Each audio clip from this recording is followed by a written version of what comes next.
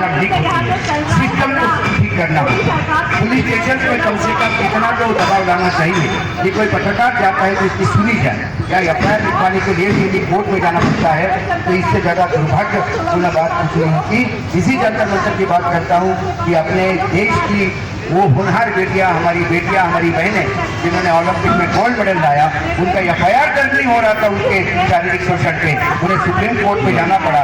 उसी दिन ये सरकार से लुटपाट हुई।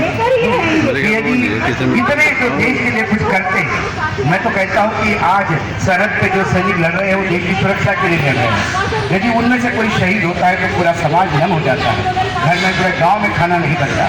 तो क्या ये पत्रकार समाज के अंदर रह के समाज के सिस्टम के खिलाफ जो लड़ रहा है, कुरीतियों के खिलाफ लड़ रहा है, उसको भी शहादत का दर्जा देना चाहिए। कम से कम मैं संदीप को इस बात का धन्यवाद देता हूँ। कोई दे ना दे, वॉइस ऑफ इंडिया तो उसको शहीद मानता है, उसके आता है।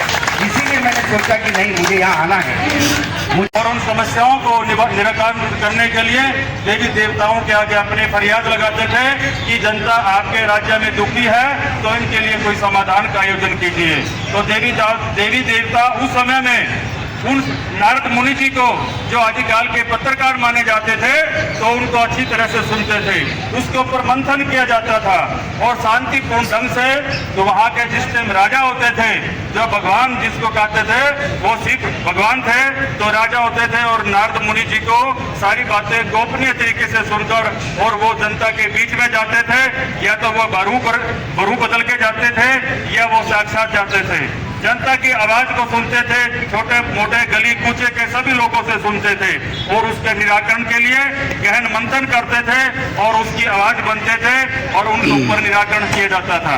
आज हमारे इस कलयुग में, यानी कि जो वर्तमान में जो काल चल रहा है, हमारे जो एक भगवान रूपी हमारे जो राष्ट्रपति जी हैं, प्रधानमंत्री जी हैं, ये हमारे राजा हैं। और जब राजा जनता की आवाज, जनता उत्पीड़ित है, जनता की क्या समस्याएं हैं, ये सारा का सारा निराकरण के लिए हम लोग एक नारद मुनि के शिष्य बनकर अपने राजा तक पहुंचाते हैं और राजा तक पहुंचाने के बाद वो सेम उसी तरीके से उनको निराकरण किया जाता था।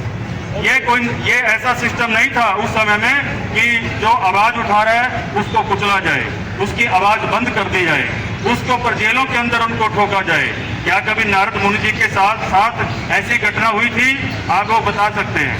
वो एक अभी व्यक्ति बताएं, क्या नारद मुनि को कभी जेल के अंदर ठोका गया था?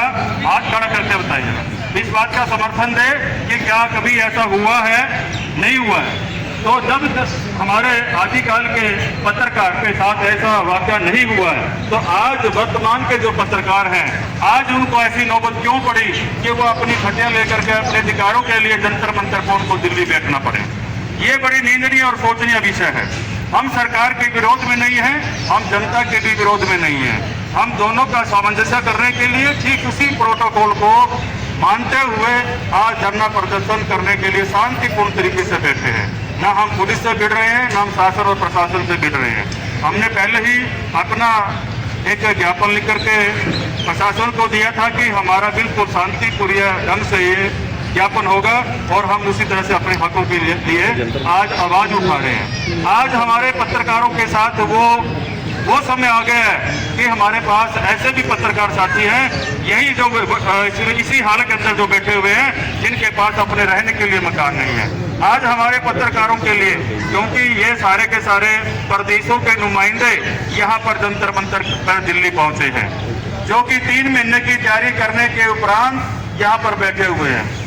आज जो हमारे पत्रकारों के साथी, चाहे वो किसी भी राज्य के हैं, आज उनके पास ऐसी नौबत आ गई है कि उनके पढ़ाने के लिए उनके पास कोई आर्थिक मजबूती नहीं है।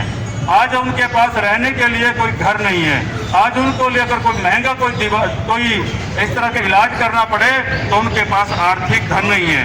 तो उनके पास ऐसा नहीं है कि वो आज के समय का दौर का सामना कर सके। उसी स्थिति से भागने के लिए उसके बाद जब पत्रकार इस रास्ते से दूसरी तरफ जाता है तो जगह जगह जो टोल टैक्स लगाए गए हैं, उन टोल टैक्सों का भी सामना करता है। उससे विजय से, यानी कि खबर सामाजिक है, खबर राजनीतिक है, खबर चाहे वो धार्मिक है, उसको कवर करने के लिए पत्रकार इधर से उधर जाता है तो उससे टोल चार्ज किया जाता है। एक मैं जानना चाहूँगा सरकार से